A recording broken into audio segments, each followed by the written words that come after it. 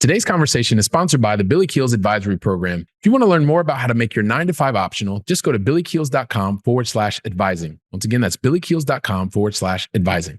You're listening to the Going Long podcast, the #1 podcast for the strategies, tactics, and actions high wage earners need for living an intentionally designed life of wealth and resilience.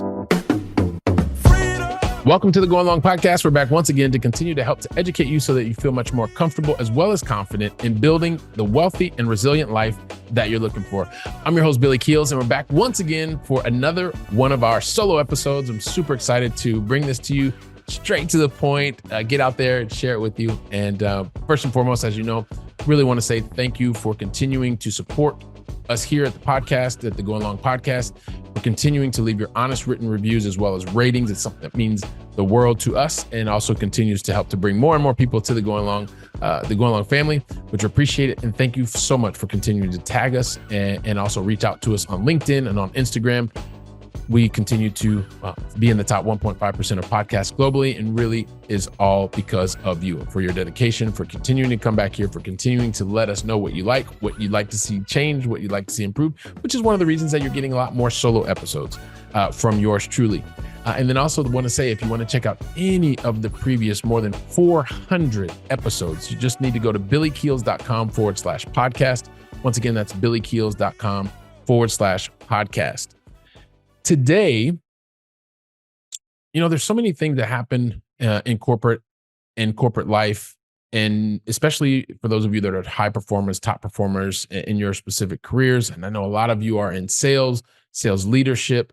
I particularly spend a lot of time in enterprise software sales. And so a lot of the lessons that I want to share with you today in other podcasts will come from that previous experience, also as an entrepreneur, as a business owner.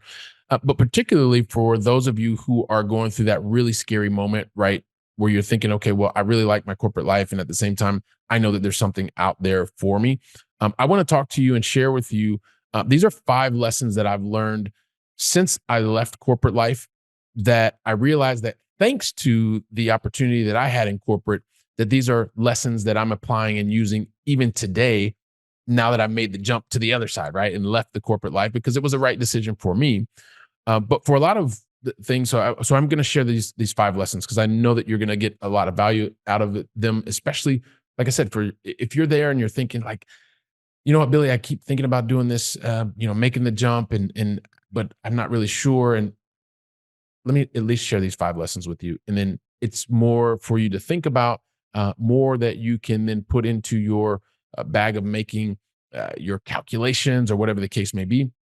And sometimes you lose a lot of perspective. You can lose a lot of perspective. So sometimes hearing it for someone else like me can help you. So let me jump into this. So one of the things that happened for me as a high producer, a top achiever in corporate life, a lot of people will be like, well, why would you even leave that if you're making like multiple 6 figures and you're doing really well at your job and all this other kind of stuff? Well, you don't necessarily think about it overnight. Like, I didn't think about it overnight. Like, there was that one specific event that happened in my life that made me think, oh my gosh, I don't want to do this anymore. And that was, miss my son's 3rd birthday party. I wasn't going to do that anymore. At the same time, like, thinking about leaving all the benefits and the nice cars and the expense account and, being able to be recognized and being able to, fly business class and all this kind of stuff that I thought could only happen working in a corporate life.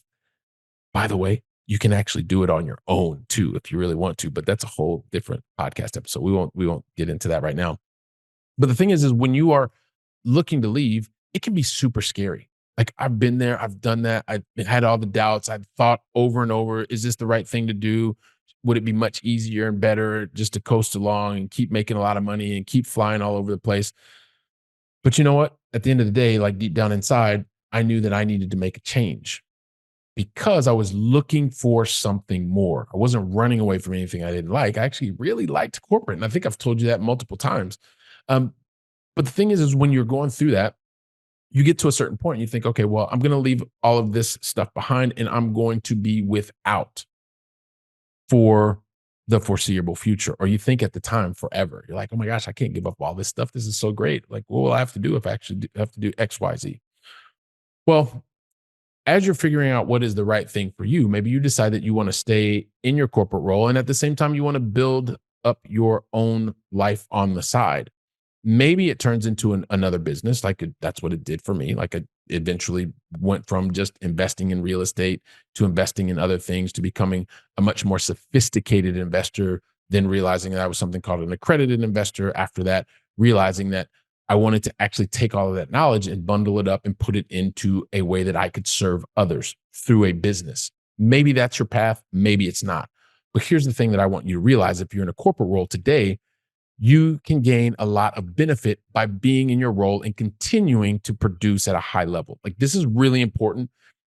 It's important to, no matter what you're doing, if you drop the ball in your day job, like, none of the rest of it matters. Like, you've got to continue to perform in your job. Like, I knew that was something that was really, really important in order to build the runway to do something that I wanted to do. Now, keep in mind, I wanted to build that runway and be gone from corporate in 5 years. I failed miserably at getting to 5 years. It took me twice that amount of time to be able to feel comfortable to move on to the next thing beyond corporate. But I digress. Let me come back to this thing. So the first thing is before we get into these 5 things, is really everything starts with your mindset. So you have to give yourself the um the the ability to recognize that your mindset, when it's set in the right way, that you can do anything. I believe you can do anything. And I've debated on this multiple times, that you put your mind to and your energy to. And aside from like flying as a person and all that kind of stuff, at least yet. And maybe sometime in the future when I'm not here or you're not here, that will happen. Who knows? But once your mindset's in the right place, let me share with you what I've started realizing now that I am, over 2 years outside of my corporate experience. But there's are some really important lessons that I learned in my corporate enterprise software, especially because that's where I spent the last 16 years solving really, really big problems. Let me take these 5 things, and just maybe give a little added commentary to them. First and foremost, I learned how to solve 8-figure problems. Now, what does that mean? That means 8-figure problems are like problems that have a cost of $10 million or euros, actually 10 million euros or more. Because I was very fortunate that I was working with very large brands, very large multi-billion euro type of turnover companies or revenue type of companies. And so at the time, it didn't really seem like much because I was just going through it, just like you're probably going through your job in your day-to-day job, and you're in this really big company and you're realizing like, hey, listen, just, this is more budget that you're trying to figure out. Well, that you have to spend, or budget that you have to bring in because you're carrying a quota. But when you're helping a client solve problems and you're able to quantify that problem, and because I was working with multi-billion euro revenue companies, a lot of the problems that I was solving on a frequent basis with my teams were in the 8 figures and beyond. So like 10 million euros and beyond were the problems that clients were willing to pay for. And a lot of that comes through being able to, number one, clearly identify a problem. And when you're able to clearly identify a problem, a client problem, you're helping them to analyze it. As you take them through the process of identifying, qualifying, quantifying, and then being able to decide whether or not the investment and like I said, I'm going to use the example in the end of my career, was in enterprise software, that maybe it was a 500,000 or a million investment that they were making. Well, they were able to see the return clearly. And those are the same types of problem solving skills that I was using during corporate using that 8-figure problem solving analysis and ability, now using that same process. Maybe they're not 8 figures anymore. Maybe you're helping them now. I'm helping, or you may be helping in your company help others solve 6-figure problems or 7-figure problems. It's hundreds of thousands, or maybe in the low millions. But when you're able to follow a very similar process, you are doing it every single day. Like, you have the opportunity today to perfect that skill. Now, fortunately for me, I was in sales and sales leadership, but that's something that I realized I was able to benefit from corporate.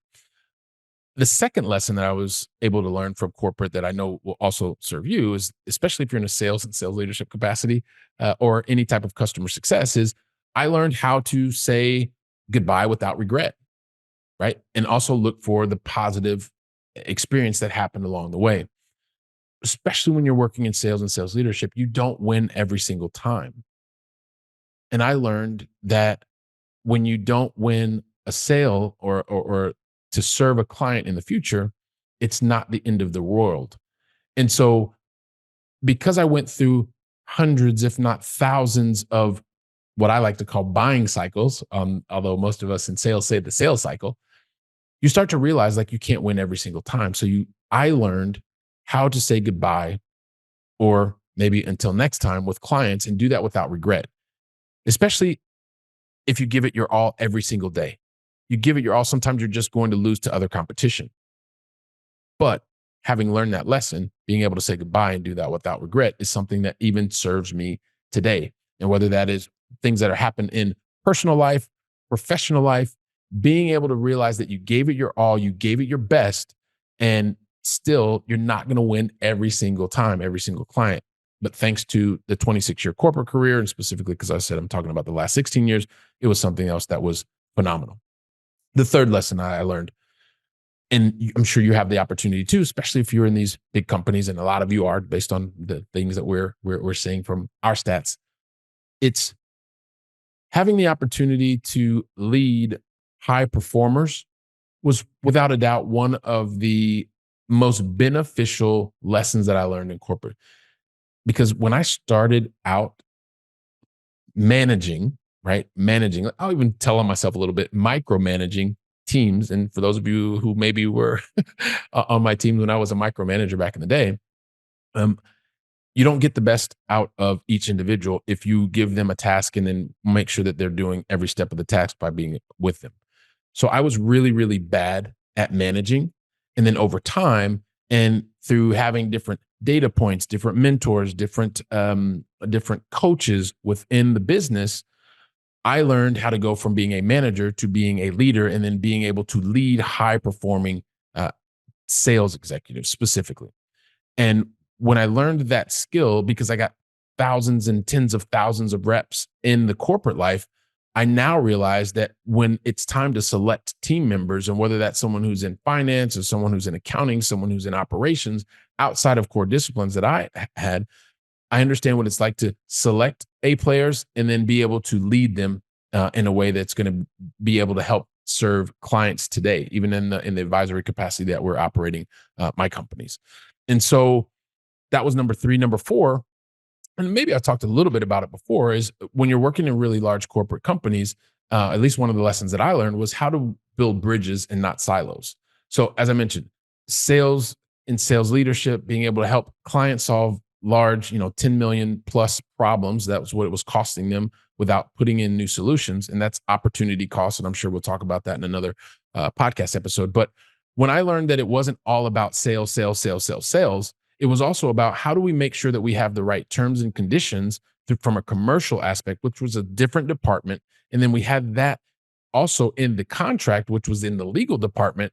Well, we had to make sure that all of these different teams were operating in the same, not in different silos, but working across each different discipline. And then, it wasn't enough just to get the invoice out. We had to make sure that the invoice was paid, right? And so that's a whole different team.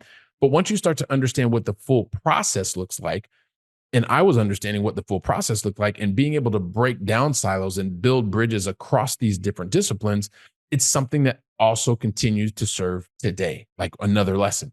Working with clients, helping them detect in their business where the issues are, where they are potentially working in silos, whether they're not actually serving their clients at the highest levels.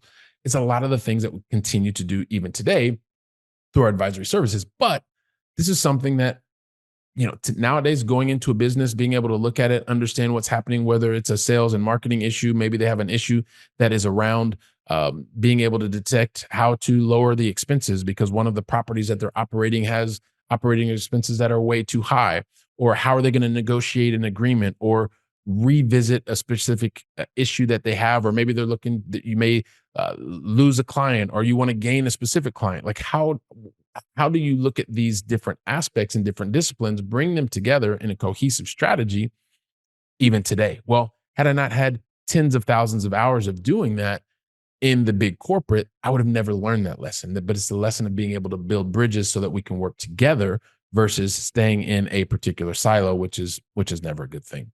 And then lastly, and this is more than likely going to seem very, very obvious to you.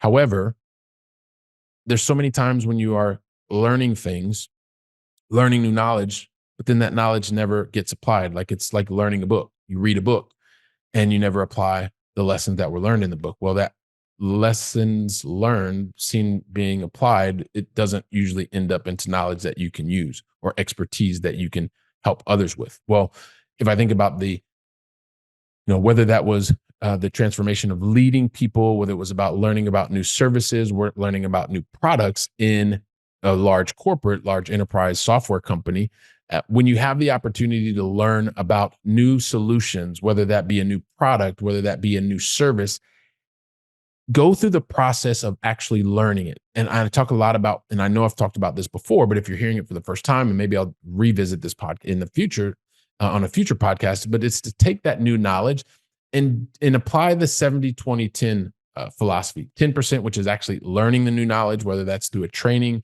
20% is actually going out, finding yourself a coach, finding yourself a mentor that can help you, that already understands that solution or that service. And then 70% of the work has to be done on the job.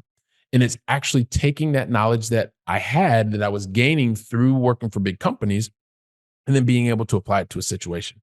It's no different today. Working with clients today in advisory capacity, being able to help recognize where learning a new tactic, a new skill, taking that tactic, whether I read it from a book or have it through a training or a mastermind, then being able to work with coaches and mentors and help make sure that I am using that new knowledge in the best possible way. But most importantly, it's working over and over and over and applying that knowledge with our advisory clients.